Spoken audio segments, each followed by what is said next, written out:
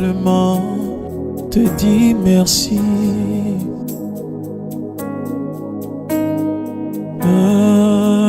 Humblement, humblement, humblement te dis merci. Je viens humblement, humblement, mon Dieu. Jésus te dit merci.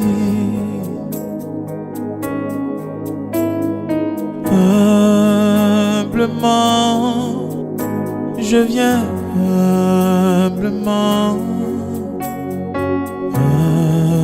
humblement te dis merci. Humblement, humblement, humblement te dis merci. Je viens humblement, humblement, Yahweh, Jésus te dis merci.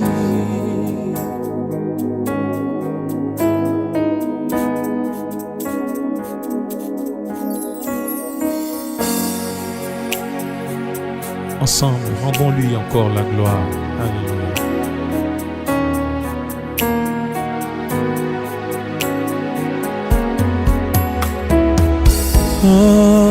Humblement,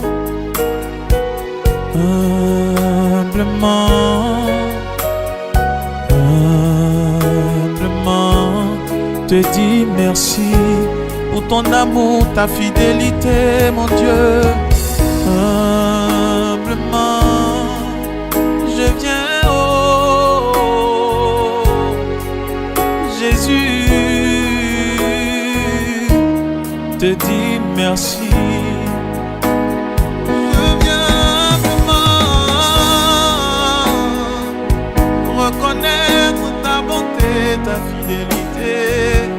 Je viens humblement, oh, te dis merci. Je viens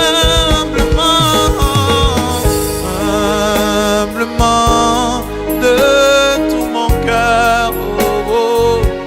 Je viens humblement, oh, te dis merci. Entrez par la porte étroite, car large est la porte, spacieux le chemin qui mène à la perdition, et beaucoup y entrent par là.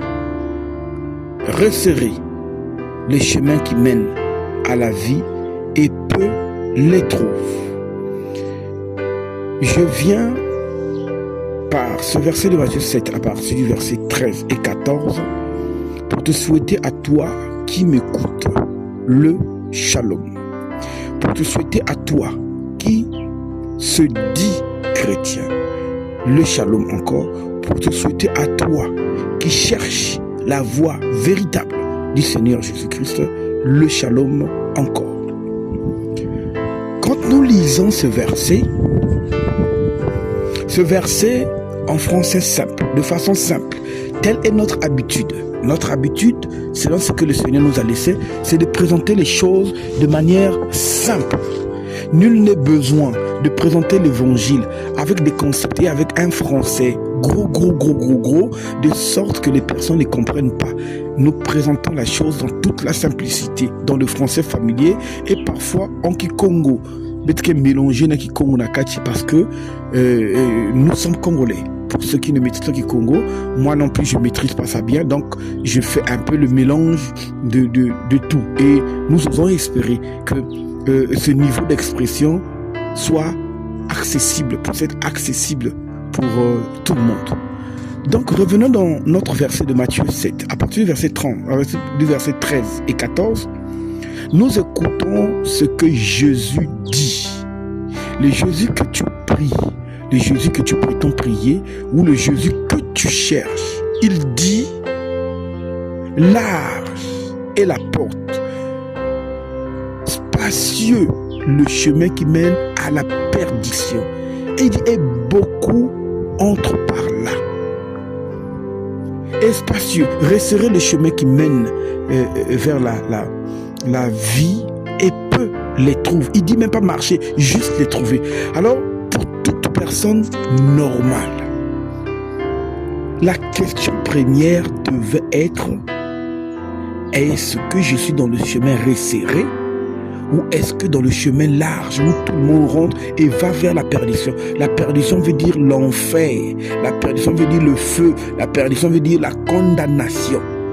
Donc, nous sommes, quand tu te mets debout le dimanche au bord de la voie, tu remarques qu'il y a de ceux qui passent avec des tenues blanches, noires blanches, violettes, kaki, roses, d'autres comme des robes, d'autres comme des... Et il y a d'autres qui passent avec les marinières où il y a le visage d'un vieux Congolais qu'ils appellent leur Dieu. Il y a d'autres qui passent avec le visage d'une statuette qu'ils appellent Marie. Il y a d'autres qui passent avec des robes. Et à la fin quand même si on n'est pas insensible, une question doit quand même germer dans notre tête quand on se demande, est-ce que tout ce monde-là, est-ce que tous ces mouvements-là est agréé par Dieu? C'est censé être la question la plus essentielle de l'existence de la vie de quelqu'un pour savoir, je suis sur quel chemin? Est-ce que je suis sur le chemin large? Est-ce que je suis sur le chemin resserré? Lequel? Parce que on ne va pas juste prier pour... Pourquoi tu pries là-bas? Parce que je suis né dedans, mes parents m'ont mis dedans. D'accord, tu étais bébé, tu n'avais pas le choix. Maintenant que tu as grandi, pourquoi tu es encore là-bas? Bon, je ne sais pas, je suis là par habitude, parce que je suis déjà là. Donc quand on va te dire, moi je suis là parce que j'étais déjà là-bas, j'ai trouvé que ça ne marchait pas, je suis venu. Donc chacun a sa multitude de raisons pour se retrouver quelque part.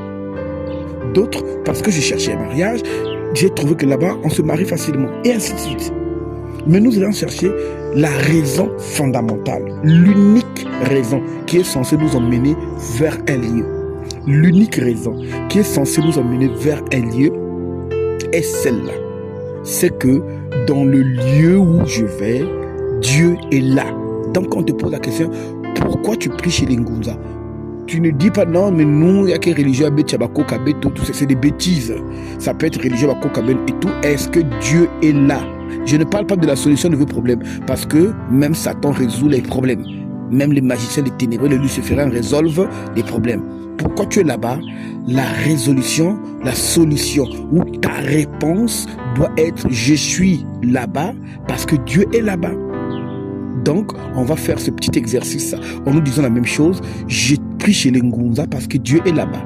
Je prie chez les témoins de Jéhovah parce que Dieu est là-bas. Je prie chez les catholiques parce que Dieu est là-bas. Je prie chez EEC parce que Dieu est là-bas. Je prie chez les Kizinga parce que Dieu est là-bas. Je prie chez les Mormons parce que Dieu est là-bas. Je prie chez les Branhamites parce que Dieu est là-bas. Je prie au sein des derniers jours parce que Dieu est là-bas. Je prie chez les bouddhistes parce que Dieu est là-bas. Je prie chez les musulmans parce que Dieu est là-bas. Je prie chez Bundu Congo parce que Dieu est là-bas. Je prie chez les infirmiers parce que Dieu est là-bas. Je prie chez l'armée du salut parce que Dieu est là-bas. C'est sûr que quand je suis en train de citer comme ça, de toi-même, il y a quelque chose qui dit non, ça cloche, c'est pas possible. Dieu ne peut pas être partout dans les églisettes ou les temples que j'ai cités. Et ces églisettes-là, toutes marchent dans une contradiction. C'est un Dieu comme ça, je ne peux pas l'adorer. Un Dieu contradictoire. S'il existe chez les témoins de Jéhovah, il dit chez les témoins de Jéhovah, là-bas il n'y a plus, on ne peut pas les statuettes. Quand tu arrives chez les catholiques, ils te disent non, ici on peut les statuettes. C'est quel Dieu qui est divisé? C'est quel Dieu qui est dans la contradiction comme ça là? Mais gloire soit rendue au Seigneur Jésus-Christ. C'est qu'il ne nous a pas laissés seuls. Il dit, je veux préparer une place, mais je ne vous laisserai pas seul. Je vous enverrai le Saint-Esprit, l'Esprit de la vérité. Lui, il vous conduira dans toute la vérité. Et pour nous conduire dans toute la vérité, il nous a laissé le testament. Le testament, c'est un document dans lequel le parent a mis les droits, les devoirs et les biens qui me reviennent. Donc, sur la base du testament de Dieu, pas sur la base de ma personne, sur la base du testament de Dieu, je peux savoir que cela sont selon le testament de Dieu. Parce que si ton père t'a dit, la voiture blanche que j'ai laissée, c'est pour toi, on vient te montrer une voiture noire, tu dis non, ce n'est pas celle-là, on m'a dit la blanche, parce que c'est écrit dans le testament. C'est aussi simple que ça. Alors, l'intitulé de ce que nous allons causer tout à l'heure, on va appeler ça 20 points. C'est-à-dire 20 sujets, c'est-à-dire 20 faits, c'est-à-dire 20 doctrines, c'est-à-dire 20 éléments qui vont te permettre à toi, mon frère qui m'écoute, à toi, ma soeur qui m'écoute, de détecter que une église est fausse. Je vais te citer 20 éléments. Il n'y a pas que 20 éléments, il y en a des centaines, n'est-ce pas? Mais je te cite juste 20 éléments. Les 20 éléments que je te cite là, prends ça et vérifie ça. Soit là où tu es, si tu trouves qu'il y a un élément que j'ai cité qui se trouve de vous pratiquer, vous faites, ou vous dites, ou vous cautionnez ça, sache que Dieu n'est pas là-bas. Dieu n'est pas là-bas pas parce que moi je le dis, Dieu n'est pas là-bas parce que lui-même il a dit que si vous trouvez tel élément, tel élément, tel élément, tel élément, là où vous êtes, je ne suis pas là. Donc le problème, il est pas, le problème c'est pas moi. Est-ce qu'on s'entend? On est d'accord que quand Dieu est venu et qu'il est venu chercher son peuple en Égypte, quand Dieu est sorti avec son peuple, est parti se révéler à eux au Sinaï par sa loi et par sa parole, ceux qui sont restés en Égypte ne l'adoraient pas. C'est d'autres dieux qu'ils adoraient. On est d'accord quand même avec ça. Ok. Donc, ce dont nous allons faire, c'est quoi? C'est que là où tu es, là où tu vas, là où on t'invite, ou là où tu veux aller, ou là où tu t'es retiré parce que tu étais là-bas, je vais citer des éléments que Dieu a dit, que s'il y a un, je ne parle pas de 20, hein, il y a 20 éléments, mais tu n'as pas besoin d'avoir les 20 éléments là où tu es. Un seul élément seulement, tu sors, Dieu n'est pas là. Tu veux comprendre ce que je dis? Si tu vas dans Jean 4, verset 24, je vais te donner une idée. Donc tu commences un peu à partir du 18 et tout, tu vas trouver Jésus qui, après sa fatigue, va rester au bord d'un puits. Et il y a une femme qui vient puiser de l'eau, n'est-ce pas? Une femme vient puiser de l'eau. Alors quand il amorce une causerie avec la dame, il dit à la dame, femme, donne-moi de l'eau. La femme dit, mais tu es un juif, tu nous me demandes de l'eau, tu ne sais pas que vous et nous, ça ne cause pas. Et là où Jésus lui dit, mais madame, si tu savais la personne qui te demande de l'eau, t'inquiète pas, si tu savais qui je suis, malgré que je suis sale et comme ça, et tout ça là, c'est toi qui allais me demander de l'eau. Et moi, l'eau que moi je donne, maman, si tu bois ça jusqu'à la vie éternelle, la femme dit, oh, André, il y a quelque chose pas bien. Et vraiment, ah, mon cher, donne-moi ça. J'utilise mes mots, hein, excusez-moi, juste pour qu'on se comprenne. Excusez-moi, je vais venir à mon point. Donc, il dit à Jésus, mais ce que tu demandes, il n'y a pas de problème. Un homme respectable, ne fait pas des cadeaux à une femme mariée. Un homme respectable ne fait pas des cadeaux, non, je suis gentleman, je suis gentil, tout ça. C'est faux. Un homme respectable, un homme qui craint le Seigneur, ne fait pas des cadeaux à sa voisine. Qui dit, ne fait pas des cadeaux à quelqu'un qui dit. Un homme marié ne fait pas ça. Un homme marié ne fait pas ça. Ou un qui est gentil, non. Donc même l'eau que j'ai là, moi, avant de te donner, va m'appeler ton mari. Comme ça, je donne ça devant et tout ça. Magnifique. Et la femme dit, c'est mon point là, mon problème c'est ça. Mais il dit, mais le mari, j'en ai pas. Et Jésus lui dit, oh, mais je savais pourquoi j'ai touché le point là, parce que tu as eu 5 maris, même celui qui est avec toi là n'est pas ton mari. Et la femme dit, toi pour connaître ces choses là, alors qu'on a connu seulement toi et moi tout à l'heure là, toi pour connaître ces choses là, tu dois être un prophète. Tu dois être un prophète. Je crois que tu es un prophète. Alors, vous savez ce qu'il a demandé? Alors, c'est là où commence ma causerie. Je résumais, hein. Alors, c'est là où commence ma causerie.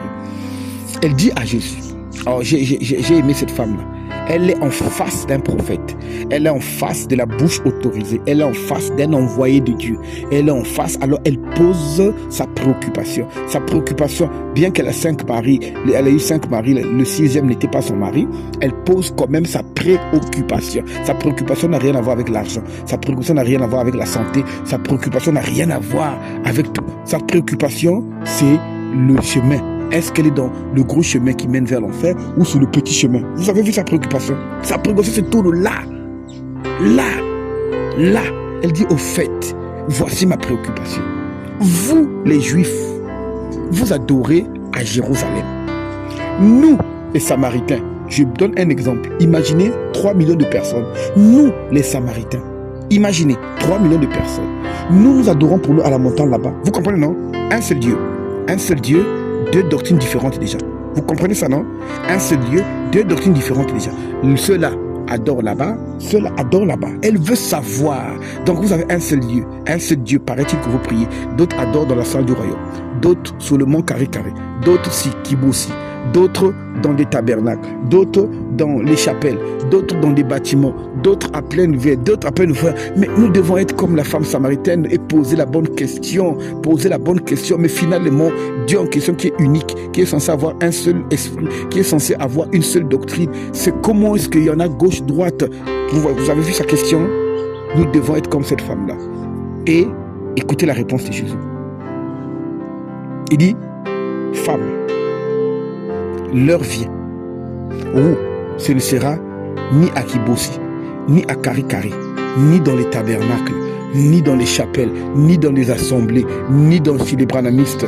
Oh là là, c'est magnifique. Il dit l'heure vient où on adorera. L'heure vient et elle est déjà venue où on adorera le Père en esprit et en vérité. La réponse de ça, faites tomber toutes vos structures. Donc après avoir écouté ça, si chaque dimanche tu cours pour toi au temple, au mont Arafat, ou Arara, ou Arafat, ou au mont ceci, ou dans tel temple, ou dans tel tabernacle, tu es idiot si tu es un homme, tu es idiote si tu es une femme. Je parle spirituellement parce que tu as devant toi la voix autorisée. Je parle en termes de vérité qui sortent, pas ma personne, qui te dit que Dieu est esprit. Ceux qui l'adorent doivent l'adorer en esprit et en vérité. Ceux qui l'adorent ne doivent pas l'adorer dans les temples, dans des montagnes, dans ceci, mais en esprit et en vérité. Ça veut dire la connexion avec Dieu n'a rien à voir avec un lieu, mais c'est la connexion avec Dieu à avoir avec la disposition de ton esprit. La disposition de ton esprit. Ton esprit est bien disposé. Un dimanche, tu te mets à genoux, toi, ta femme et les enfants. Vous priez, vous implorez la grâce du Seigneur. Dieu vous visite plus que tu prends madame, les enfants et toute la famille. Vite, dans quel tabernacle, dans quelle montagne, dans quel temple, dans tout ça. Vous faites rien tant que l'esprit n'est pas disposé. Vous comprenez ça? C'est la relation esprit-esprit. Non, revenons au niveau de cette merveilleuse femme-là. Alors, Jésus lui répond encore. Écoutez, 3 millions de Samaritains. Nous nous sommes fixés ces nombres-là, juste pour besoin de la causerie. 3 millions de personnes. Jésus lui dit, vous adorez ce que vous ne connaissez pas. Aïe, c'est grave, hein? 3 millions de personnes remplies de bonne volonté, qui payent les dîmes, qui achètent les temples, qui construisent, qui donnent, qui font tout ce qu'il y a à faire. Jésus dit, ces 3 millions-là adorent ce qu'ils ne connaissent pas. Ça veut dire qu'ils sont déjà dans une fausse adoration. 3 millions de personnes dans une fausse adoration. 3 millions de personnes dans une fausse adoration. J'insiste, 3 millions de personnes dans une fausse adoration. Et leur fausse adoration a été jugée juste par un fait. Leur fausse adoration a été décrétée juste par un fait, pour un fait, avec un fait, en un fait. Et le fait en question qui les a déclassifiés, c'est seulement le lieu d'adoration. C'est seulement le lieu d'adoration. Donc le lieu d'adoration était faux. Ils sont déclassés comme fausse adoration. C'est-à-dire pas validé par Dieu, pas écouté par Dieu, rejeté. Pour un seul point, le lieu d'adoration. Vous voyez bien l'importance de ces 20 points-là. Juste un seul point. un seul point. Jésus a dit non, ce n'est pas à Jérusalem. Ceux qui adorent à Jérusalem, Dieu ne les écoute pas. C'est des millions de gens qui vont à Jérusalem, il dit Dieu ne les écoute pas. Mais ceux qui adorent cette montagne, il dit Dieu ne les écoute pas non plus. Juste pour un seul point, il dit oui. Juste pour un seul point, on ne les écoute plus. Ils sont dans... Mais quand on est face à ces réalités-là, je me suis demandé, chacun est censé avoir de bons questionnements. Et c'est important. Comment on peut être sans prudence? Comment on peut être imprudent? Un seul point, Jésus a déclassé toute une nation. Un seul point. Tu dis, par rapport à ce point-là, ils sont dans le faux. Vous savez pourquoi ils ont été déclassés? Parce que si vous lisez dans Deutéronome 5, verset 32, si vous nous suivez de temps en temps, si vous nous suivez beaucoup nos moments d'exhortation, vous trouverez que ce verset-là, nous le citons tellement parce que c'est d'une richesse sublime. Deutéronome 5, 32, il est écrit, vous ferez avec soin ce que l'Éternel, votre Dieu, vous a prescrit, vous n'irez ni à gauche, ni à droite. Deutéronome 4, verset 2, vous n'ajouterez rien à ce que l'Éternel, votre Dieu, vous a prescrit. 1 Jean 2, à partir du 9e verset, quiconque va plus loin et ne demeure pas dans la doctrine de Christ n'a pas Dieu. Est-ce que vous vous rendez compte? Si l'Éternel prend le temps de dire, de redire, de donner des versets et des versets encore en vous disant de rester dans son instruction, vous sortez de l'instruction, il n'est plus avec vous. C'est grave, hein? Donc, au lieu toutefois d'avoir tenue bleue, orange, gris, marinière de votre vieux monsieur, papa, menteur et tout ça là que vous mettez, vous vous portez fièrement, toi un gros papa, toi un gros monsieur, tu es censé te poser la bonne question. Est-ce que je suis sur le droit chemin? C'est vrai que nous avons grandi là-bas, nos parents sont là-bas, on m'a emmené là-bas, j'ai trouvé ma solution là-bas, on a résolu mon problème, et peu importe, mais est-ce que c'est le chemin large ou c'est le chemin étroit? Et ça, c'est la question ultime que tout humain doit se poser. Tu ne vas pas prier juste comme ça. On te dit tenue verte, pantalon bleu, tu ajoutes. Tu ne vas pas juste prier comme ça. Non, pour aller prier, il faut donner 205 000 pour que tu deviennes membre confirmé. Donc, Dieu, quand il t'a envoyé sur cette terre-là, tu n'étais pas confirmé en tant qu'humain. Il envoie son prophète, soi-disant. Tu n'es pas toujours confirmé en tant que son enfant. Il faut lui payer. Il faut payer à Dieu une taxe de 200 000, 5 ou 15. Il y a des niveaux d'idiotie. Même l'idiotie est étonnée de votre idiotie. Donc, mon corps, là, hein, mon corps, donc mes bras, mes pieds, mes membres, la tête et tout, il y a un de mes membres qui doit payer, je ne sais pas à quel membre, le droit d'être membre. C'est d'une bêtise. Vous n'avez aucune compréhension des choses célestes. Nous ne savons même pas que vous êtes une famille. Et donc, on paye à Dieu le droit d'être membre confirmé. Donc, le Dieu qui vous a mis au monde, le Dieu, je dis mis au monde de par votre parent, le Dieu qui vous a mené à l'existence, le Dieu qui vous a fait croire sa parole, a besoin que vous pouvez... Oh, si Jésus pouvait faire ça, mince, Jésus devait être riche, mince, 200 000, 5 ou je sais pas, 10 ou 15 francs pour chaque membre qui suivait Jésus, mince. Il devait, déjà avec les apôtres, ça devait déjà même payer 500 000, ça devait être membre, pour les apôtres, il devait même plus être membre confirmé, il devait être membre confirmé de la confirmation. Et les autres là devaient être membres confirmés du Fils de Dieu en personne. C'est-à-dire, Bouyeza qui existait, mais le zolo qui veut Bouyeza. C'est-à-dire, si Dieu ne t'aime pas, je n'ai pas aimé, hein, et Dieu veut que tu passes ton temps à ne rien foutre dans ce monde-là. Il t'envoie à être un gars de l'Ozolo. Nous avons une autre histoire. On va revenir sur une parenthèse.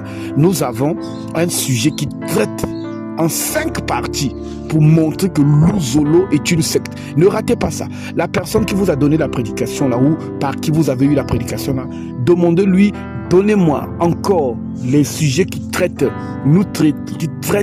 l'Ozolo, les sujets qui traitent des infirins, les sujets qui traitent de ceux de Nkamba, comment on les appelle. Voici une autre idiotie de ces idioties. Il y a un Dieu qui c'est n'importe quoi. Comment on peut être bête à ce point? Donc il y a un Dieu en vert qui est assis. Comment on l'appelle déjà? Djangani ou je sais pas quoi là. Hein, il est quelque part en RDC là-bas. Dieu, on connaît même pas. Bon, et en RDC là-bas, il y a Dieu qui est assis là-bas dans la personne de Djangana. Je sais pas comment on l'appelle, le Djangana ou quoi là. Et ici, nous avons un Guy-Émile Loufois, c'est tout quoi beau. On se demande, vous êtes la même personne? Oh non. Donc vous êtes deux dieux différents? Oui. Mais celui entre vous et lui, lequel tu as créé à deux Èves, lui il dit c'est toi. Lui il dit c'est pas possible. Comment on peut être naïf? Bref, on met la parenthèse à que trop bouilléza. Si on rentre là-dedans, on va même peu voir déjà notre point. Et chez eux, c'est même pas un point qui montre qu'ils sont dans le faux. Le point est même trop. Il y a quelque chose de plus petit que le point là. Trouvez et puis mettez ça. Et bien je mets quand même une parenthèse. Comme les Quinois disent, Nabeti c'était tout membre de l'Uzolo est un perdu. Tout membre de Kimbongiste est un perdu. Tu meurs dedans avec ta marinière, ta tenue bleu, ton prix de membre confirmé que tu as payé, l'enfer t'attend. Maintenant, si tu ne crois pas à ça, il n'y a pas de problème. Cherche notre numéro, on va s'asseoir. Il est écrit, il est aussi écrit. On verra dans le testament de Dieu. Ton gars là qui prétend d'abord être un Dieu, c'est un menteur.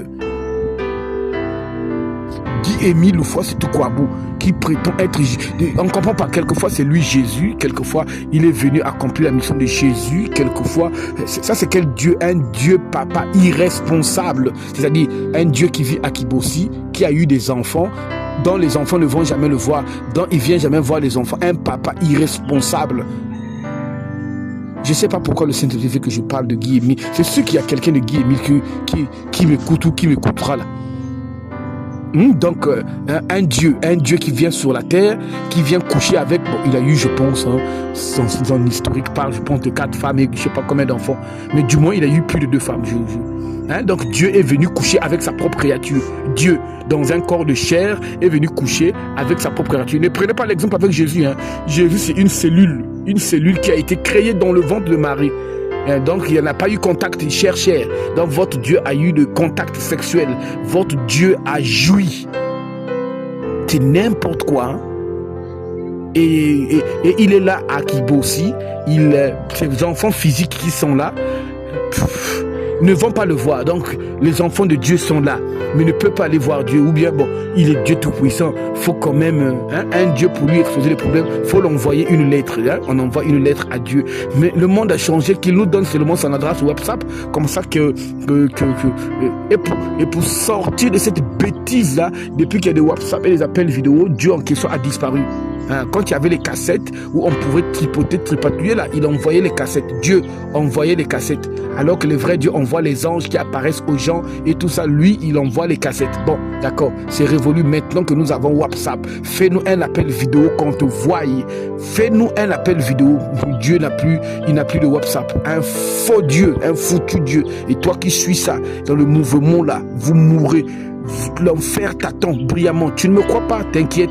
Prends ton mal en patience. Meurs seulement, sors de ton corps, tu verras si les anges qui vont t'attendre ou si ce sont les démons qui t'attendent.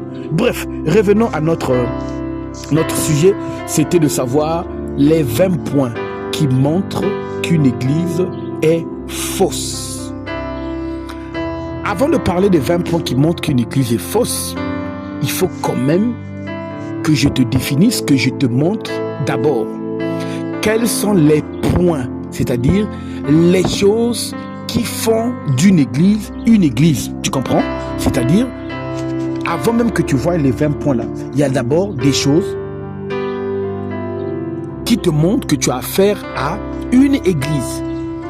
Si tu te dis que l'église est un bâtiment, ça veut dire, moi aussi je fais mon bâtiment, j'appelle les gens, venez, on va causer argent, on va causer politique, on va causer et on va appeler ça église. Tu vas dire non, c'est pas une église parce que le bâtiment n'est pas suffisant. Il manque quelque chose. il y a 3 choses qui font une église. 3 choses qui font une église. 1, n'oublie pas, suis-moi bien. Si tu n'as pas les 3 choses-là, dis-toi déjà que tu n'as pas affaire à une église. Pour que tu parles d'une église, il te faut un envoyé ou des envoyés de Dieu. 2, l'Esprit de Dieu au milieu de là où vous êtes. Et 3, la doctrine de Dieu. Ce sont les 3 éléments-là réunis qui forment l'église. Je m'explique. Les envoyés de Dieu, l'Esprit de Dieu et la parole de Dieu, les 3 là. Si les 3 là sont réunis, même sous un manguier, c'est l'église qui est réunie sous le manguier. Si les 3 là sont réunis, même dans d'une pièce de 2 mètres sur 2 mètres, c'est l'église qui est réunie dans un... Si les 3 là sont réunis dans un château, c'est l'église qui est réunie. Tu comprends les 3 là? Mais toi, il faut bien qu'on te l'explique. On commence par le point numéro 1. On a dit les 3, c'est-à-dire il y a les envoyés, il y a l'esprit, il y a la doctrine. Donc le premier point, le premier problème commence même déjà. Comment est-ce qu'on peut reconnaître que celui-là est envoyé de Dieu, que celui-là n'est pas envoyé de Dieu? Le problème commence d'abord là-bas, avant qu'on voie même les problèmes. Pour reconnaître que quelqu'un est envoyé de Dieu, c'est très simple. Voilà. Je disais donc, pour détecter un envoyé de Dieu, jusqu'à présent, on n'est pas encore rentré dans le 20 points. Tu prends ta Bible, tu tiens la Bible, et du fond du cœur, tu dis, voici, tu dis merci Seigneur. Merci de nous avoir laissé un testament. Vraiment, si tu ne nous avais pas laissé un testament, on devait être foutu. N'importe qui devait venir dire, ça c'est pas pour vous, ça c'est pas pour votre père, ça c'est pour moi, votre père va dire Defmounia, ainsi de suite. Que Dieu bénisse tous les parents qui, de leur vivant, écrivent des testaments. Les parents qui, de leur vivant, ils prennent leurs biens, ils donnent déjà aux enfants. Toi qui m'écoutes là, toi, tu as des biens, tu as des maisons, tu as tout mis en ton nom. Tu ne partiras avec aucun morceau de brique. Mounimi jusqu'à la mort. Le temps que tu écoutes, mets ça au nom de tes enfants. Ce que tu travailles, c'est au Père, comme disent les Écritures, c'est au Père de rassembler, de ramasser pour ses enfants. De ton vivant, tout est à ton nom. Tout, c'est comme si tu vas partir avec. Même si tu vas partir avec un mounimi. De ton vivant, mets les choses au nom de tes enfants. Laisse un testament. Les testaments, nous sommes dans un pays où le droit n'est pas respecté. Prends quand même, mets au nom de ton enfant. Là, au moins, juridiquement, quand tu arrives, peu importe là où vous allez, ce n'est plus le bien de papa parce que le bien est au nom de l'enfant. Arrêtez de laisser les guerres derrière vous. Vous êtes toujours avec des tenues et tout ça pour aller prier, Prier, c'est aimer. Aimer, c'est aussi laisser moins de difficultés aux autres. Un père égoïste. Tout ce que tu as, rien n'est même au nom de madame. Vous faites comment? Et puis le soir, c'est toi qui es à genoux en train de prier. Mets tes biens au nom de tes enfants. Oh là là. Ça aussi, on doit vous apprendre ça. Vous nous cassez même le goût de faire les bonnes choses de la vie. Revenons. Jean 3. Donc pour savoir que quelqu'un est envoyé de Dieu, nous avons dit merci au Seigneur de ce qui nous a laissé un testament. Si nous n'avons pas laissé un testament, on est foutu. C'est-à-dire même moi, j'allais me lever ici avec une machette, 2 machettes bien aiguisées et dire « être Kuluna ». C'est ça, être enfant de Dieu. Donc, qui va contester? Mais il n'y a pas de testament. Il n'y a pas de testament. Donc, on va créer une religion où il faut avoir les machettes et braquer les gens. Et comme ça, on dit la religion Kuluna.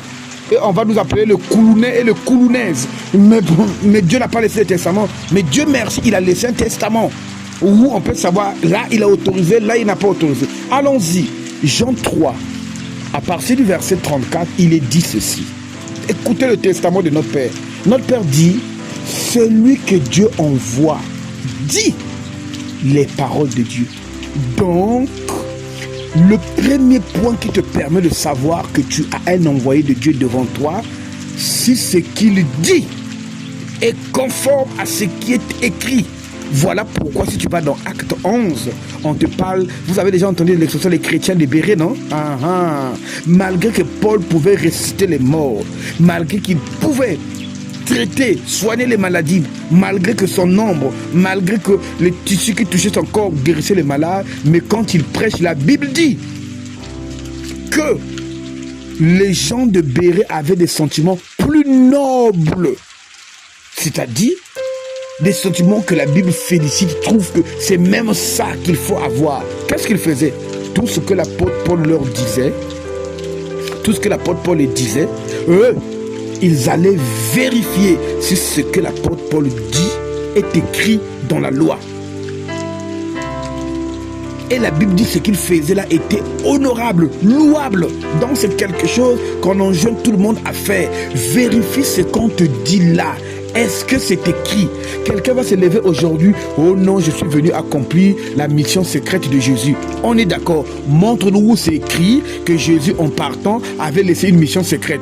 Oh non, c'est pas écrit, mais c'est une mission secrète. Ça veut dire que n'importe qui va se lever en disant, je suis venu accomplir la mission secrète de Jésus. Je parle de ce monsieur qu'on appelle Guy-Émile ou Faustin Toukwabo. Mission secrète de Jésus. Il a écrit où qu'il laissera une mission secrète. À la croix, il a dit tout est accompli. Tu nous parles de quelle mission secrète? Un menteur comme ça. Mission secrète, mission secrète.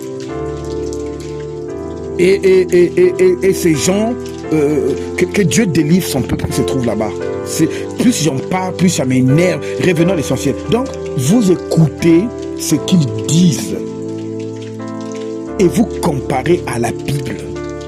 Un monsieur qui se lève et il va te dire, non, aujourd'hui, il faut mettre salé une sisani. C'est-à-dire, on va faire une concurrence de versement pour voir si cela va verser plus ou moins. Tu demandes à ce monsieur, dis-moi, ce que tu nous demandes, c'est écrit où?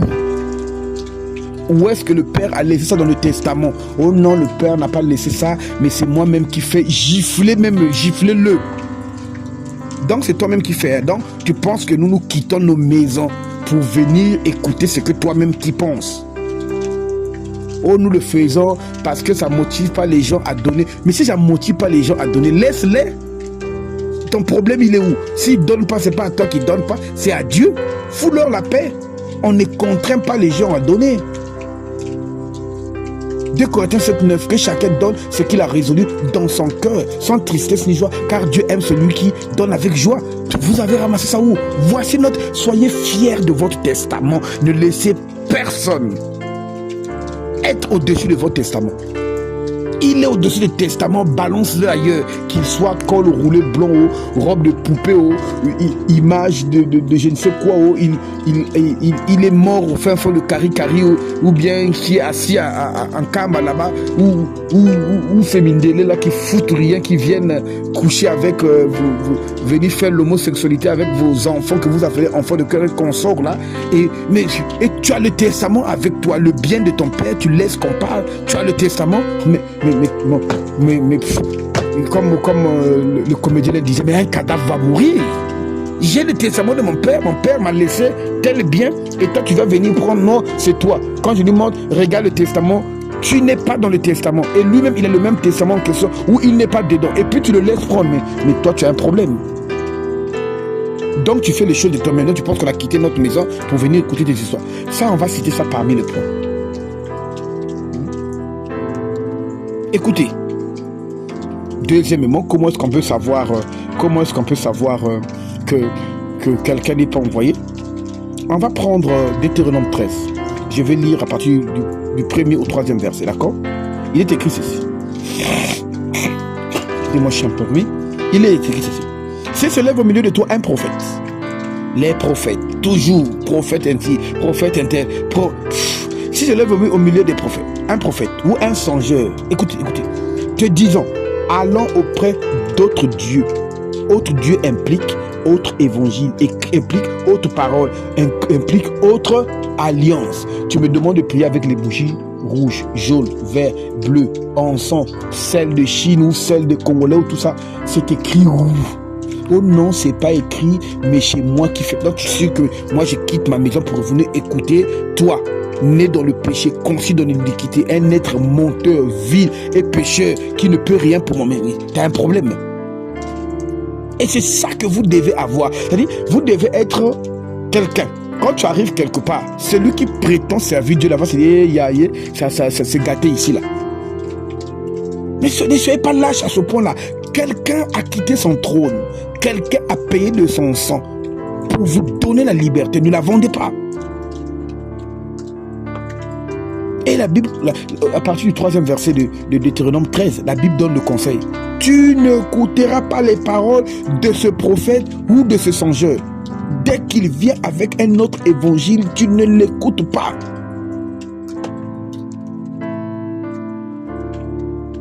Si tu dis non, ce sont mes idées, alors tu lui balances Marc 16, à partir de Matthieu 16, à partir du 23e verset. Tu lui dis, arrière de moi, Satan, car tes pensées ne sont pas les pensées de Dieu. Dieu nous a donné toutes les armes. Pourquoi vous êtes lâche à ce point-là? Tu quittes ta maison, tu crois aller servir Dieu. Tu arrives devant un monsieur qui te raconte des choses qui sont ses pensées, ses idées. Tu te lèves, tu dis Matthieu 16, 23. Dis mais pourquoi tu t'es levé? Tu dis lis ça, lis ça, lis ça. Il va lire lui-même qui écrit arrière de moi, Satan, tes pensées ne sont pas les pensées de Dieu. Et puis tu te lèves, tu sors. Mais comme vous avez peur, si je me lève, on va trouver Dieu va me punir. Donc même le Dieu que tu pries, tu ne connais rien de son alliance. Tu ne connais pas ce qu'il aime, tu ne connais pas, hein, tu ne savais pas qu'il avait dit, tu peux dire à quelqu'un arrière de moi Satan. Si, tu peux dire à quelqu'un arrière de moi Satan, c'est pas un péché. Tant que ces pensées ne sont pas les pensées de Dieu, tu peux dire à quelqu'un arrière de moi Satan. Parce que celui qui parle derrière toi là, c'est pas Dieu, c'est Satan.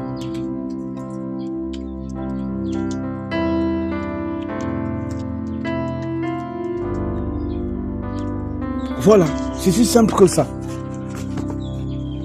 Voici le premier point qui te permet de savoir que Dieu n'est pas quelque part. C'est si simple que ça. C'est si simple que ça. Tu les écoutes et tu vas vérifier. Tu les écoutes et tu vas vérifier. Deuxième point qui te permet de savoir que Dieu n'est pas chez quelqu'un. Dieu n'est pas quelque part. C'est son esprit. Tu sais pourquoi? Parce qu'il est écrit dans Romains 8, à partir du 9e verset, on va lire ensemble, il est écrit, celui qui n'a pas l'esprit de Christ ne lui appartient pas. C'est grave, hein? Celui qui n'a pas l'esprit de Christ ne lui appartient pas. Mais tu ne peux pas avoir l'esprit de Christ et l'esprit de Christ te pousse à dire des paroles qui ne sont pas de Christ. C'est pas possible. Donc le point numéro 1 et 2 sont collés. Tu ne peux pas venir dire les paroles de Dieu si tu n'as pas l'esprit de Christ. Non, c'est pas possible. Soit tu vas dire les paroles de Christ et tu vas tordre ça, tu vas modifier ça pour les gaspiller. Parce que les paroles de Christ, c'est pas seulement du bruit, c'est pas des informations, c'est pas le sang, hein, sang genre S-O-N. Les paroles de Christ, c'est esprit et vie. Pourquoi? Parce que si tu vas dans 2 Corinthiens 3, à partir du 17e verset, il est écrit, oh le Seigneur, c'est l'esprit. Or l'esprit de Dieu est sa parole. Et l'esprit de Dieu ne peut pas se contredire. L'esprit de Dieu ne peut pas se contredire, c'est pas possible. Et l'esprit de Dieu ne peut pas, vous ne pouvez pas avoir l'esprit de Dieu. Et l'esprit de Dieu vous pousse à dire les choses qui ne sont pas de Dieu. C'est pas possible. Donc l'esprit de Dieu va quitter le ciel, vient rentrer dans toi. Il va venir dire bon, maintenant, si tu as commis un péché, il faut aller se laver avec le sel. Le sel te purifie. C'est un non-sens. L'Écriture déclare, sanctifie-les par ta parole. Ta parole est la vérité. C'est la parole qui purifie. C'est pas le sel, ou le ciment, ou le calabat, où on s'en fout. Parce que c'est les gens que Dieu envoie qui viennent avec la parole de Dieu. Il est écrit dans 1 Corinthiens 2, à partir du 12e verset. Or, nous n'avons pas reçu l'esprit du monde, mais nous avons reçu l'esprit de Dieu. Voilà pourquoi ce que nous disons est conforme à la volonté de Dieu et sa propre parole. Dieu est sa propre parole, parce qu'il est écrit dans Jean 1, à partir du premier verset, tu liras de 1 jusqu'à 3, au commencement était la parole était avec Dieu, et la parole était Dieu. Donc Dieu, s'il t'envoie, Dieu t'envoie avec Dieu, pour que tu dises Dieu, pour que tu parles Dieu.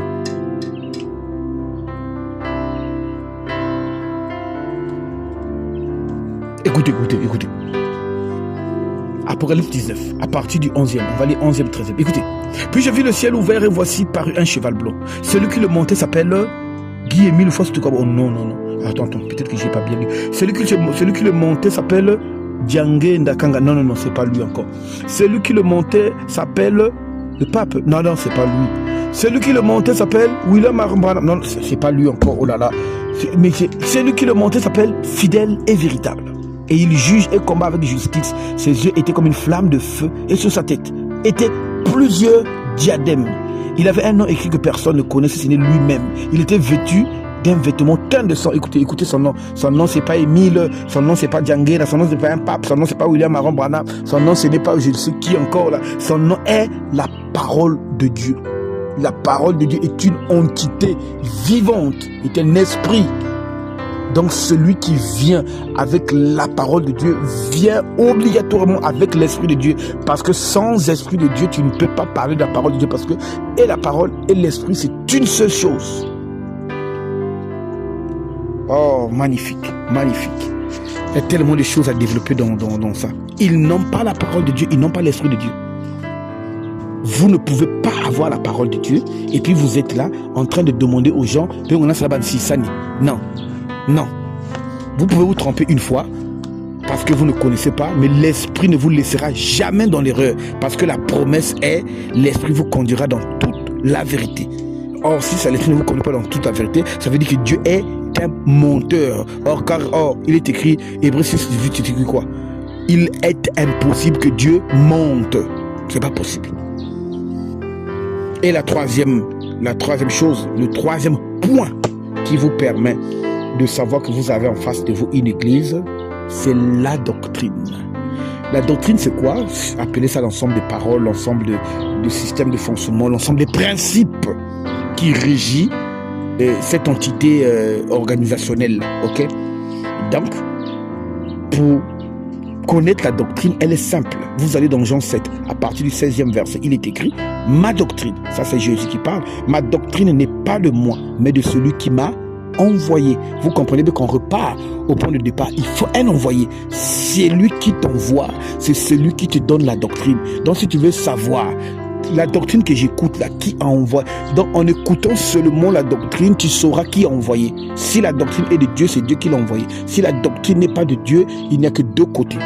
Ou la lumière, ou les ténèbres. Ce sont les ténèbres qui l'ont envoyé. C'est si simple que ça. C'est si simple que ça. C'est si simple que ça. Si la doctrine n'est pas de Dieu, la doctrine est du diable, parce qu'il est écrit, celui qui n'est pas avec moi est contre moi. C'est comme ça. Tu n'es pas du côté de la parole, tu es contre la parole. Celui qui fait l'insistanie est contre la parole, parce que la parole n'a jamais autorisé ça. Je déteste ça parce qu'il y a des mamans que j'ai vues ruiner. Je tiens à ce point-là. J'ai vu les mamans, les papas ruiner, ne pas s'occuper de leur charge à cause des insistanies parce qu'elles ou ils n'ont pas la connaissance, pensent servir Dieu, pensent rendre service à l'église véritable de Dieu, mais ce sont des démons qui sont en train de financer.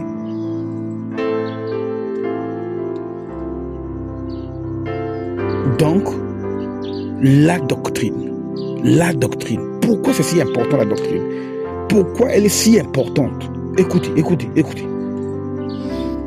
Jean 3,16. Car Dieu a tant aimé le monde qu'il a envoyé. Dieu ne peut pas envoyer quelqu'un sans sa parole. Il a envoyé son Fils unique afin que quiconque croit en lui ne périsse pas. Afin que quiconque croit en lui ne périsse pas, mais ait la vie éternelle. Quiconque croit en lui, dans le Dieu que tu prétends servir, il s'attend à ce que tu puisses croire à son Fils. le Fils en question qu'on appelle la parole, le Fils en question qu'on appelle la lumière, le Fils en question qu'on appelle l'agneau de Dieu, le Fils auquel on appelle le pain de vie. Il ne t'a pas envoyé pour que tu puisses croire à un monsieur qui a un col roulé, qui s'habille en robe de poupée noire, jaune, bleu, à un monsieur qui est au fin fond de Kibossi, qui n'a plus de WhatsApp. On veut bien le voir par WhatsApp. Si c'est quelqu'un qui a le WhatsApp vraiment qui me le donne, je veux voir le WhatsApp de Dieu. Un monsieur qui a un Kamba, des maudits comme ça là. C'est dans des maudits. Ce n'est pas une insulte, hein. Celui qui est maudit est maudit. Alors, maintenant que vous avez les 3 points là, vous êtes capable. Vous êtes maintenant, aujourd'hui, capable, sans que personne ne soit derrière vous, de savoir que là-bas, c'est une église. Là-bas, ce n'est pas une église. Et on va donner nos 20 petits éléments qui vont nous permettre déjà de savoir est-ce qu'on est dans le vrai, est-ce qu'on est dans le doctrine, très important. Pourquoi c'est si important? Parce que le Jésus que tu prétends suivre, le Jésus que tu prétends servir, dit dans Jean 8 à partir du verset 31, vous êtes vraiment mes disciples si vous gardez mes commandements. Alors c'est très important de vérifier est-ce que ce que nous pratiquons là, ça fait partie des commandements, parce que moi je viens chercher Dieu. Est-ce que faut que tu vas dans foulard, chemise bleu noir, boubou rouge, kilombo, coral, marinière à EEC, marinière à CBE, marinière à Guy et Milo, marinière à Djangeno, tenue à bleu, chapeau à Naniero, Makulungulo, faut bouger, des bêtises comme ça. Est-ce que c'est conforme au commandement? Dès que tu vérifies que ce n'est pas conforme au commandement, mon cher qui m'écoute, mon frère qui m'écoute, ton âme est chère, sors. Vous pensez aimer le Seigneur avec vos marinières, avec vos leaders, avec vos foulards, avec vos tenues à repasser. Vous pensez aimer le Seigneur avec vos robes de poupée, vos chapeaux. Vous êtes, par rapport à la parole, vous êtes maudits.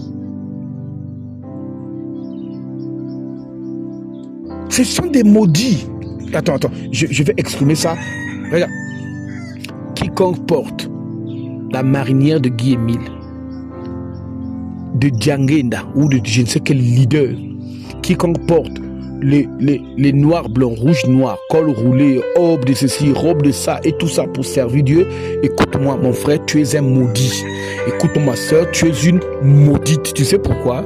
Parce que ouvre ta Bible. La Bible que tu tiens une fois par année, là, que tu ouvres une fois par année, ouvre. Et va lire dans 1 Corinthiens 16, à partir du verset 22. Il est écrit, si quelqu'un n'aime pas le Seigneur, qu'il soit anathème. Tu connais ce que veut dire anathème? Va encore ouvrir le dictionnaire et va voir anathème. Anathème veut dire maudit au maximum, maudit absolument, le summum de l'abomination. C'est ça qu'on appelle anathème. Tu veux dire oui, mais moi j'aime Dieu. Non, tu n'as pas compris ce que veut dire aimer Dieu. Parce que aimer Dieu implique garder ses commandements. Tu comprends ça? Aimer Dieu implique garder ses commandements. J'insiste encore. Aimer Dieu, c'est pour que moi vous me connaissez moi connais chaque dimanche, moi mon keve, moi fouta bakarna, moi sumba, moi fouta mbonga mona ya confirmation, mbonga ya écodip, mbonga versement. Pour Dieu, ça n'a rien à voir. Pour Dieu, tu veux montrer que tu l'aimes, suis ses commandements. Or, dans ses commandements, il n'a jamais dit de porter la marinière de quelqu'un, le visage de quelqu'un. Allez donner 200 005 pour qu'il te reconnaisse membre confirmé. Donc, depuis qu'il t'a créé, tu es une créature non confirmée. C'est des bêtises qui dépassent la bêtise, quoi.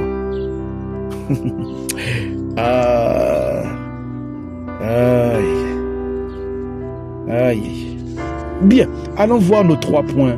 Allons voir nos 3 points qui montrent que vous êtes dans une fausse église. Ah, qu'est-ce qu'il dit 3 points? Comment on appelle ça? Les 20 points. Ce que je viens de dire en amont là. Si tu es trop content de rester dans tes 4 murs, nous sommes nés à Lozolo, nous sommes nés aux Infirins ou Kimbangis ou Ngunza, nous allons mourir. Tu vas bien mourir là-bas. Tu partiras. Et l'enfer t'attendra brillamment là, brillamment. Mais si ce que tu as écouté, il y a du répondant, si ce que tu as écouté, il y a ton cœur qui te parle, si ce que tu as écouté t'a convaincu, si ce que tu as écouté, tu sens que ce que le monsieur dit. Il ne le dit pas de lui-même, mais c'est ce que le Jésus que tu cherches, le Jésus que tu prétends servir dit, et tu veux savoir encore plus. C'est simple. Je ne sais pas, tu écoutes ça depuis quelle localité ou comment tu as fait pour avoir ça. Mais si tu écoutes ça, celui qui est en train de parler se trouve à Pointe-Noire. Pointe-Noire, République du Congo. Cette personne est joignable par le 06 856 20 38 ou bien 06 607 84 30 ou 30 84, je sais pas. Et 84 30. 84 30 ou 30 84. Vous inversez le numéro. Mais le numéro le plus sûr, c'est le premier. Vous tomberez au niveau du frère Keldesh. Simplement. Mon frère Keldesh, bonjour à toi. J'ai écouté une prédication où il y avait ton numéro. Je voulais en savoir plus sur ce que vous dites. Gratuitement, là où tu es. Il se déplacera, viendra avec toi. Pas parce qu'il a besoin de son argent, non. Déjà que la dîme n'est pas biblique, il n'en a pas besoin. Il n'a pas besoin de offrandes, mais je suis venu te voir, paye-moi le transport. Il viendra de son propre argent. Vous parlerez de ce qu'il y a comme question biblique, ou si tu as besoin d'une assistance spirituelle, ou tu as cru. Et la suite, il te dira que faire pour rester dans cet évangile. Il ne va pas te dire, non, non, non, nous avons un gros bâtiment qui se trouve là-bas, il faut venir là-bas parce que nous avons besoin du monde, on s'en fout. S'il y a 2 ou 3 personnes qui sont dans ton secteur, il te dira, on te met en contact avec un tel. Persévérez dans l'évangile, restez dans la parole, vivez la vie de Christ, sois baptisé, reçois le Saint-Esprit et marche. Ah, il y a beaucoup de choses à dire. Allons avec... il faut que je répète le numéro. Bon, c'est 06 856 20 38. Appel et WhatsApp. Et 06 607 84 30. Si vous êtes aussi ouvert à un débat, il n'y a pas de problème. Oh, tu as parlé que Guillaume il est faux. Moi, je dois te démontrer qu'il est vrai. On attend depuis des années, on cherche même des gens comme ça. Si tu trouves que tu veux contester amicalement, tranquillement, tu cherches un terrain neutre à ton goût, mais à une condition. Cela soit enregistré et filmé. Parce que pour qu'à la fin, qu'on monte ta honte, la honte de l'Ouzolo qui n'a pas pu défendre sa doctrine par rapport à la Bible, ou la honte de comment tu appelles ceux qui portent collant rouge noir là aussi qu'on appelle de Kimbongi, Ngunza, témoin de Jéhovah, Zinfirin et tout ça. Prépare ton Dieu. Une et unique condition, que cela soit filmé, que cela soit enregistré. C'est tout. C'est ça notre unique condition. Tu sais pourquoi? Le vrai billet n'a pas peur du détecteur. Le vrai billet n'a pas peur du détecteur. Oh là-bas, avec le détecteur, un faux billet et tout ça. Tu es confiant de ton billet, tu dis j'arrive. Tu comprends ça? Merci. Allons-y sur les 20 éléments qui te permettront de savoir que tu es dans une fausse église. Déjà, en fait, si tu avais compris même les 3 points qui forment une église, tu peux déjà, c'est même suffisant, de trouver que là-bas, il n'y en a pas, Dieu n'est pas là. Mais je te cite quand même les points pour te permettre de mieux comprendre. 1. Quand tu écoutes quelque part où on dit venez donner la dîme chaque mois, chaque 3 mois ou 6 mois ou par année, peu importe la période qu'ils disent, dès que tu entends que là-bas on paye la dîme, on verse la dîme ou on prélève la dîme, peu importe le mot qu'ils vont utiliser, mais si ils observent, ils osent observer la dîme, mon frère, ma soeur, katul ma pape ma lembe tout liana ma pekae fui, parce que au niveau du développement on ne peut pas développer tout, mais la personne qui t'a donné cet audio là, dis à cette personne, donne-moi l'audio où on traite de la dîme, pourquoi on ne doit pas payer la dîme. La personne va te donner ça. Parce que la personne, là où elle a eu ça, va trouver les autres prédications. La dîme n'est plus d'actualité. Je n'ai pas dit que la dîme n'est pas écrite dans la Bible. La dîme, elle est écrite dans la Bible, mais elle n'est plus d'actualité. De même, autrefois, quand tu commettais un péché, il fallait chercher un mouton, un agneau à mener pour qu'on tue. Elle est écrite dans la Bible, cette pratique. Mais maintenant, là, elle n'est plus d'actualité. Tu comprends que ce qu'on appelle d'actualité, c'est-à-dire c'est écrite, mais elle n'est plus d'actualité. De même, la Bible montre que Abraham, sa femme Sarah, était sa propre petite sœur. Mais de mères différentes, de même père. Mais c'est pas parce que c'est écrit dans la Bible que maintenant je vais aller épouser ma propre petite sœur d'une autre maman. Est-ce que tu comprends ce que je veux dire? Ça veut dire que c'est écrit, mais ce n'est plus d'actualité parce que entre l'époque de l'application de ces choses-là. Et nous, il y a eu des choses qui se sont passées au milieu. Des nouvelles lois sont rentrées, des nouveaux sacerdotes sont rentrés, de nouvelles législations. Et ça, c'est un point à développer. Je ne peux pas, désolé, je ne peux pas développer ça ici. J'ai 20 points à citer. Mais il y a un point qui traite de la dîme exclusivement. Exclusivement. Tu comprends ça? Le deuxième point. Si tu as besoin, demande la personne qui t'a donné le fichier audio là. Dis, la source où tu as eu ça, donne-moi les preuves sur la dîme. Et n'oublie pas, le même numéro est toujours là. 06 856 20 38. 06 607 84 30. WhatsApp, téléphone, appelle, poser tes questions. Si tu trouves que non, ces trucs que vous avez dit, ça me dérange trop, je vous invite chez moi. Venez en cause. Ou bien non, moi je viens chez vous. Venez en cause. Il est écrit, il est aussi écrit. En une seule, nous n'avons qu'une seule condition. C'est que cela soit enregistré. À défaut que ça soit verbal, mais que cela soit enregistré. Tu partiras même avec le fichier toi-même. Ok. Deuxième point. Si tu arrives dans... même quand je dis église, je mets entre guillemets, comprenez-moi. Tu es dans une église où on fait le Nsisani. C'est-à-dire, les hommes... Oh, tel groupe a donné 500 000, tel groupe n'a donné que 200 000. Venez, oh, vous devez donner. Maman un tel, on vous a gagné. Papa un tel, on vous a gagné. Tout ça. Dieu n'est pas là. Dieu ne fait pas concourir ses enfants. Dieu ne fait pas le concours de Didier pour donner plus, donner moins. Parce que chez Dieu, il connaît que tout le monde n'a pas les mêmes moyens. Si vous allez dans la Bible, vous allez trouver quand le Seigneur était là en train de regarder ceux qui étaient en train de mettre de l'argent. Vous voyez? Et si vous allez dans c'est Veuve qui donne Marc 12, à partir du verset 41, je vous résume l'histoire. Marc 12, à partir du verset 41, vous allez lire jusqu'en bas. Jésus étant approché vers ceux qui étaient en train de mettre l'argent, Jésus n'était même pas là dans une concurrence. Pour dire, vous donnez plus, donnez moins. Il regardait. Et il y a une pauvre veuve qui est venue mettre 2 pièces. 2 pièces. 2 pièces. J'insiste, 2 pièces. Jésus dit à ses disciples, vous avez vu tout le monde qui a donné là? C'est elle qui vient de mettre 2 pièces là. C'est elle qui a beaucoup donné. Tu sais pourquoi? Parce que Jésus a vu la disposition de son cœur. Les 2 pièces qu'elle a données, elle n'avait que les 2 pièces. Tandis que les autres qui ont donné le superflu.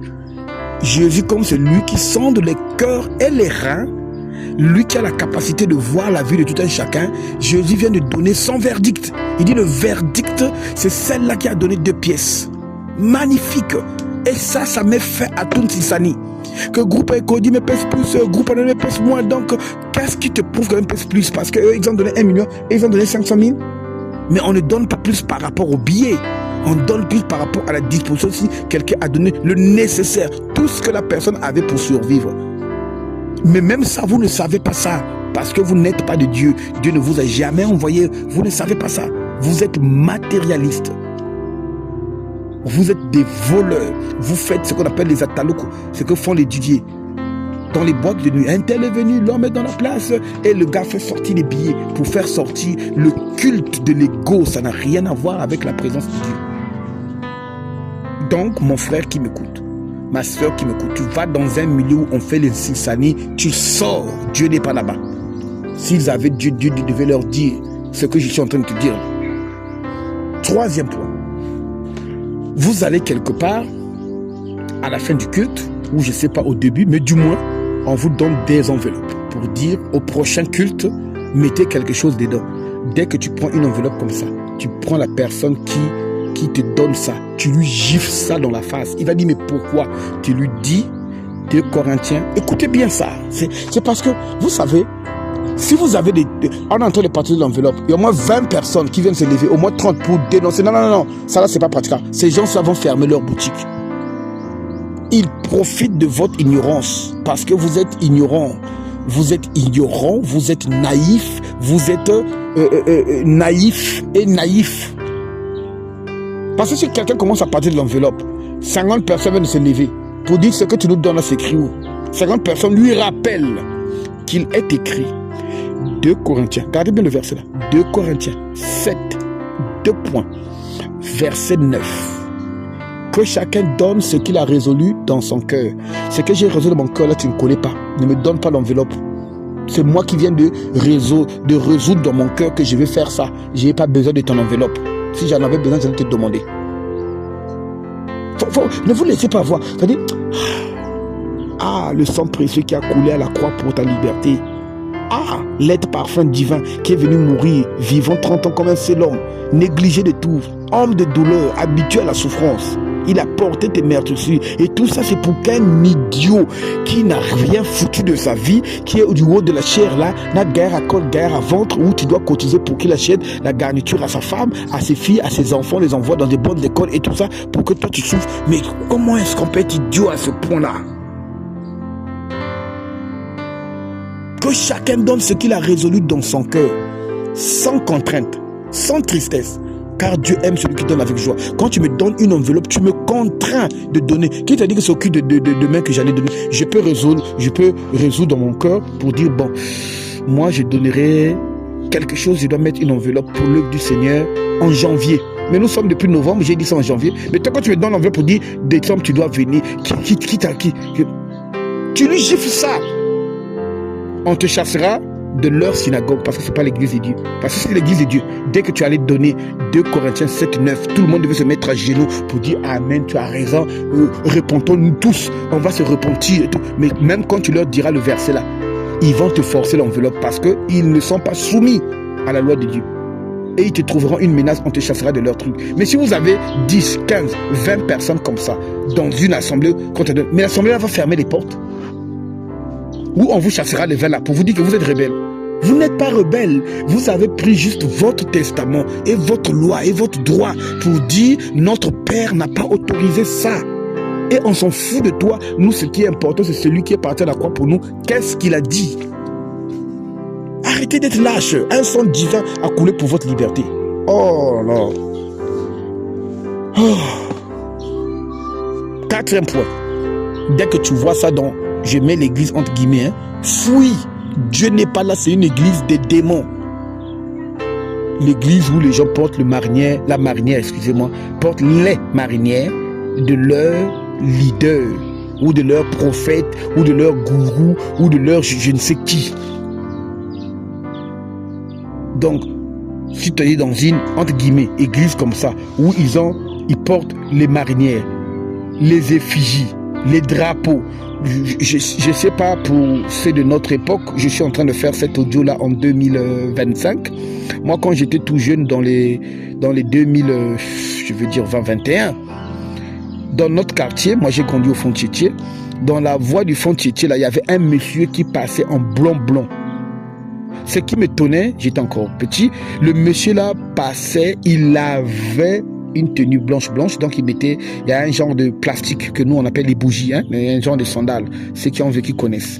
Le monsieur l'a porté, bougie blanche, pantalon blanc, chemise blanche, et tout son vêtement était collé les images de Branham.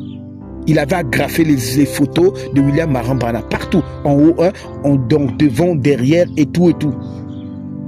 C'était vraiment quand il passait, il laissait pas les gens indifférents. Mais il y a d'autres qui portent ça de façon plus stylée. Ils ont imprimé prédication selon Guy Émile Fossé du Kwabo. Un vrai démon. D'autres, ils portent les gens de Marie. Je sais pas, les gens de Saint-Michel, Marie qui délivre le nœud ou qui ferme les nœuds et toutes ces bêtises-là. Si tu es quelque part où on porte les effigies, les images, les drapeaux, les foulards, les je ne sais quoi là, les toges, les quoi et tout ça là, fuis, Dieu n'est pas là-bas. J'étais à quel point déjà? 4e. On peut s'arrêter là, c'est suffisant, non? N'est-ce pas? Continuons, finissons-en. En démasquant tous à la fois. Si tu es dans, entre guillemets, une église qui utilise ce qu'ils appellent les objets de piété, c'est-à-dire chapelet, croix, bougie, encens, l'huile, savonnette, parfum, tapis, toutes ces bêtises-là. Fuis, Dieu n'est pas là. Dieu est esprit. Ce qu'il adore doit l'adorer en esprit et en vérité. Pas besoin de bouger. L'huile de Saint-Michel. Bon, la question, elle est la suivante. Vous appelez ça l'huile de Saint-Michel parce que c'est première question, on veut juste savoir. c'est Saint Michel qui a donné la recette de l'huile en question. Deuxième, c'est Saint Michel qui fabrique ça depuis le ciel et vient vous déposer. Troisième, c'est Dieu qui a demandé, Dieu a donné, comment on appelle, la recette de comment on fabrique l'huile en question. Donnez-nous quand même la réponse. Rien que quand on pose des questions là, même si on est bête, on se rend compte que ce sont des commerçants qui invoquent des démons. Ce sont des huiles qui sont fabriquées selon les arts des parfumeurs, ensorcelés, sorciers et tout dont les démons sont invoqués. Ce n'est pas l'archange Michel qui est invoqué, parce que les anges de Dieu ne sont pas invoqués par les hommes. C'est Dieu lui-même qui les envoie. Qui plus est, Dieu ne va pas les envoyer pour dire il y a une huile qu'on a mis ton nom là-bas, va combattre et tout. Ces gens, ça nous ont eu. Comment est-ce qu'on peut être bête à ce point où...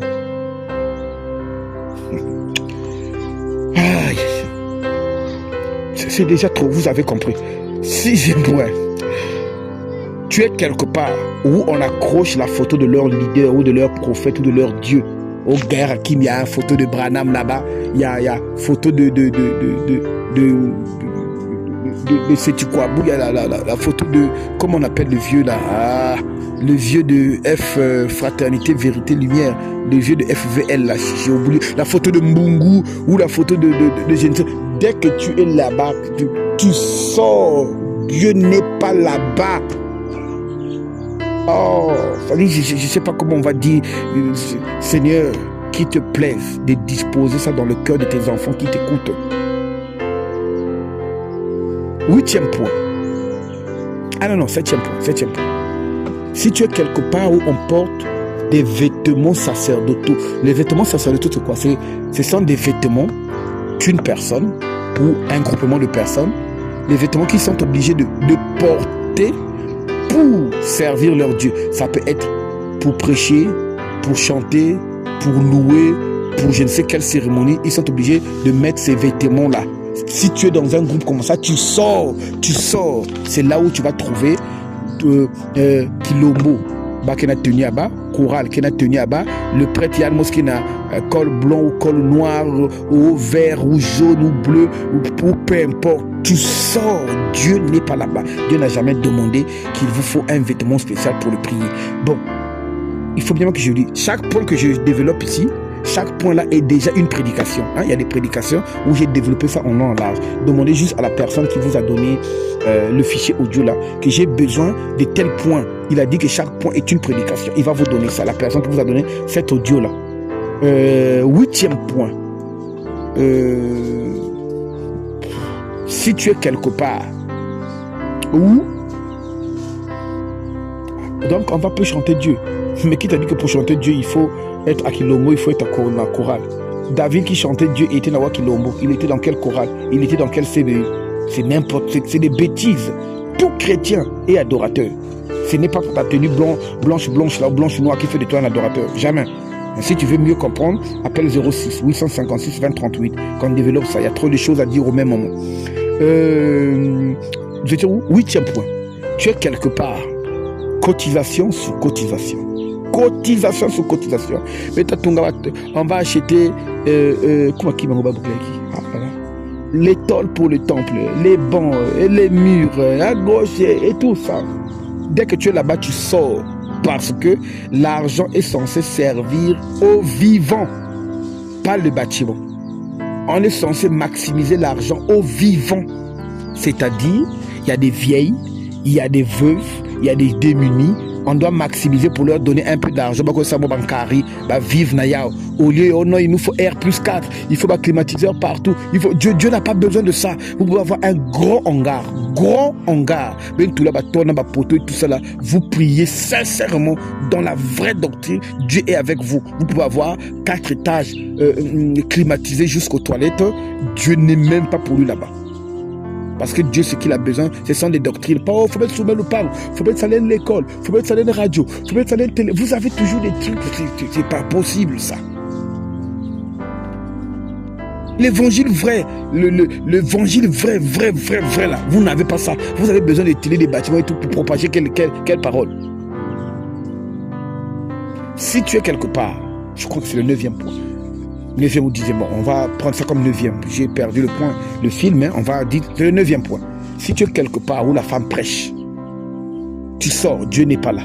Si tu es quelque part où pour avoir le baptême, il faut faire le catéchisme, cours d'affermissement, cure d'âme, où tous les blablabla là avant, tu sors, Dieu n'est pas là-bas. Si tu es quelque part où le baptême se fait au titre, j'insiste, où le baptême se fait au titre Père, Fils et Saint-Esprit, Dieu n'est pas là. Si tu es quelque part où on baptise à la piscine, on ne baptise pas dans une source naturelle à la piscine, Dieu n'est pas là. Si tu es quelque part où chaque année, de façon cyclique, de façon rituelle, ils sont dans les pèlerinages, INA 2025 ou Kibossi 2025, ou Kaba 2025, je ne sais pas, dans l'année 2025, sors de là, Dieu n'est pas là-bas. Si tu es quelque part où on invoque les morts sous prétexte que ce sont nos ancêtres, sors de là, Dieu n'est pas là-bas. Si tu es quelque part pour aller prêcher, on vous oblige de porter les enfilages, faut enfiler, c'est votre marque de distinction. Sac na enfilage pour aller prêcher. Vous savez de qui je parle. Les gens enfilés qui vont prêcher partout là. Dieu n'est pas là-bas et puis Dieu ne s'appelle pas Jéhovah. Le nom qu'il a révélé à Moïse, c'est pas Jéhovah. Dieu ne s'appelle pas Jéhovah. Si tu es quelque part où on fête la naissance, l'anniversaire de leur prophète ou de leur leader de façon obligatoire, que tout le monde doit observer ça, Dieu n'est pas là-bas. Si tu es quelque part où on refuse, je parle de quelqu'un qui était païen, qui croit à l'évangile, qui veut venir à Christ avec ses 2, 3, 4, 5, 6 ou même 1000 femmes, mais il les a épousées avant, je ne parle pas de Tisa, il les a épousées avant de croire en Christ et qui veut venir en Christ, qu'on lui demande que pour venir en Christ, il faut que tu te sépares de tout.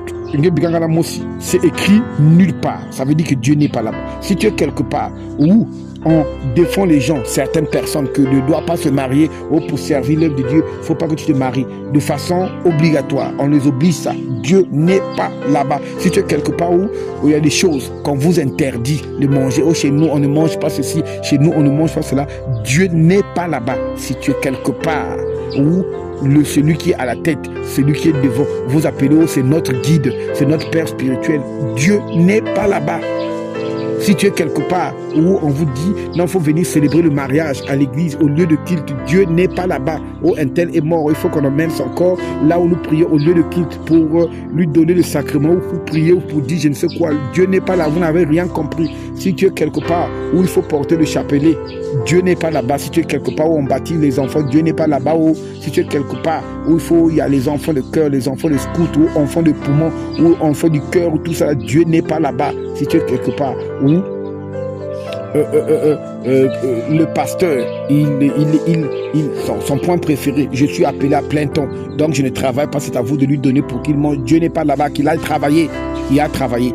Si tu es quelque part où notre pasteur est un chantre, il fait des CD, il fait des concerts et il écrit, auteur, compositeur, livre focaux du ciel, rappelle-lui, mais les chansons, c'est pas le Saint-Esprit qui est censé t'inspirer. Oh oui, mais dis-lui, l'auteur de la chanson, c'est le Saint-Esprit, ce n'est pas toi, tu as pris la place du Saint-Esprit.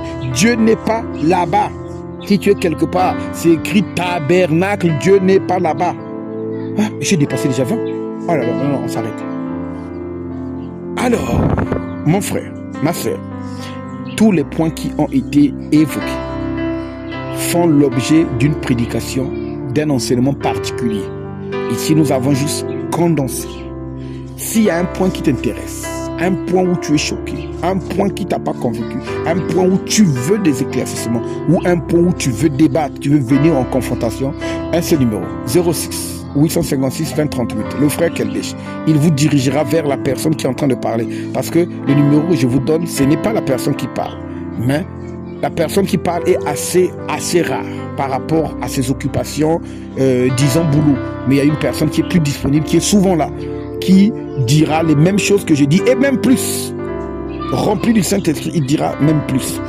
Et sur ce, je prie pour toi, qui est dans ce milieu, et dont le cœur a été choqué, qui veut suivre la vérité. Souverain Seigneur, mets de toi les circonstances, il t'a plu de mettre cet élément audio auprès de mon frère, auprès de ma soeur, qui a compris, qui a vu clair, qui comprend qu'aujourd'hui, le milieu dans lequel il se trouve est un milieu qui ne t'honore pas, est un milieu où ta parole n'y est pas, est un milieu où la parole est anéantie au profit des commandements qui sont des commandements d'hommes, est un milieu qui n'a pas la crainte de toi, c'est un milieu qui n'a pas des envoyés venant de toi, un milieu qui n'a pas ton esprit, un milieu qui n'a pas ta doctrine. Père, ce qui a été prêché est dans le but qu'il te suive toi et passe par la croix et pas moi qui parle.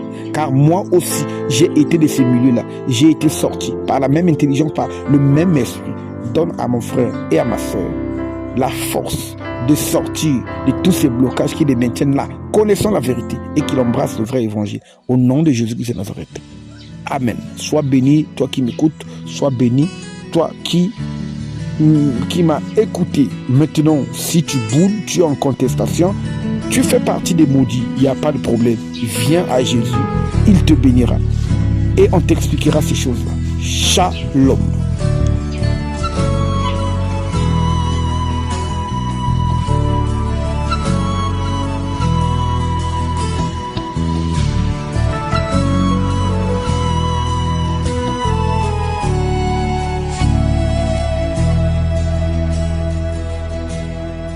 Longue est la nuit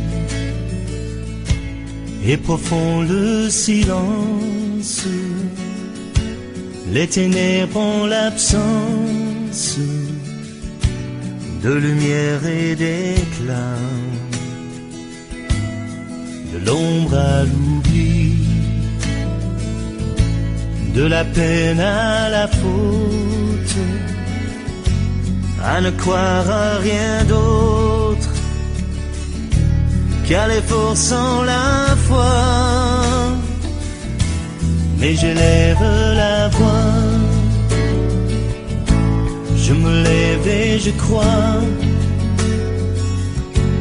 à la vie qui redonne et le souffle et la force aux élans de ma foi. Et je marche et je vois un chemin au-delà,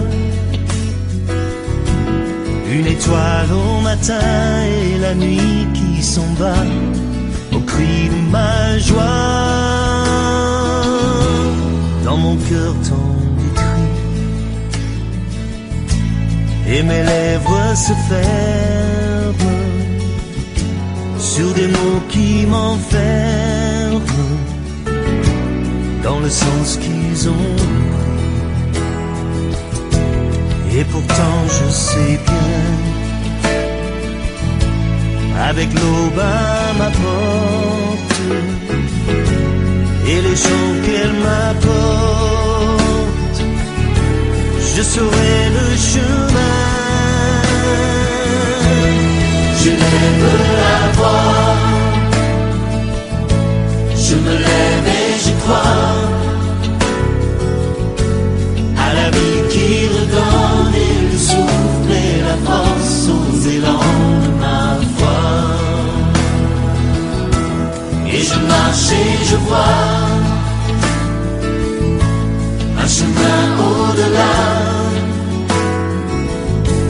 une étoile au matin et la nuit qui s'en va au cri de ma joie.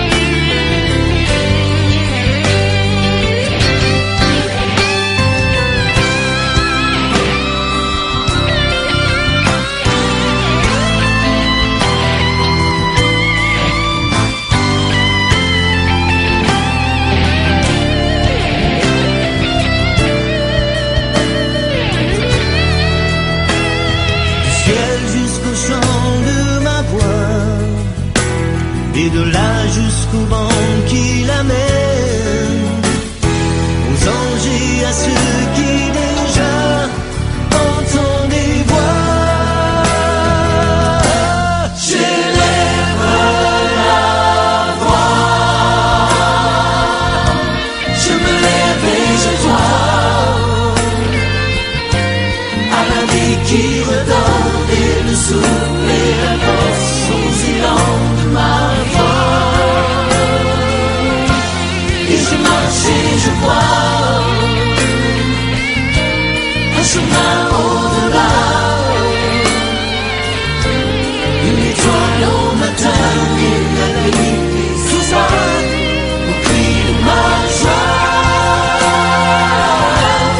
Je lève la voix,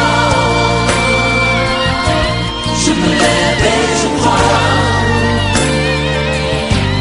à la vie qui redonne et le souffle et la force aux élans de ma voix. Et je marche et je vois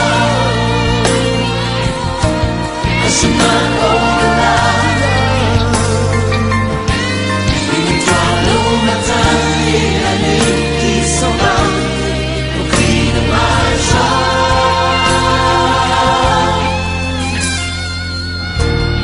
Je lève la voix, je lève la voix.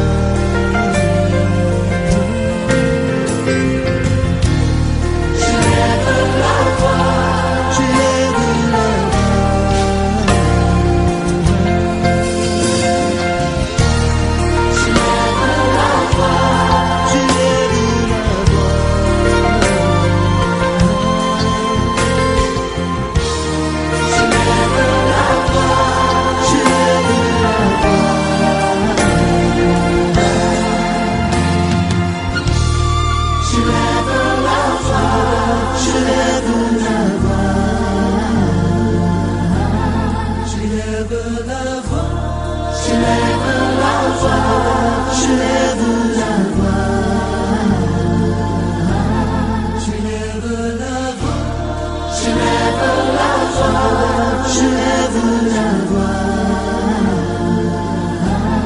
je lève la voix, je lève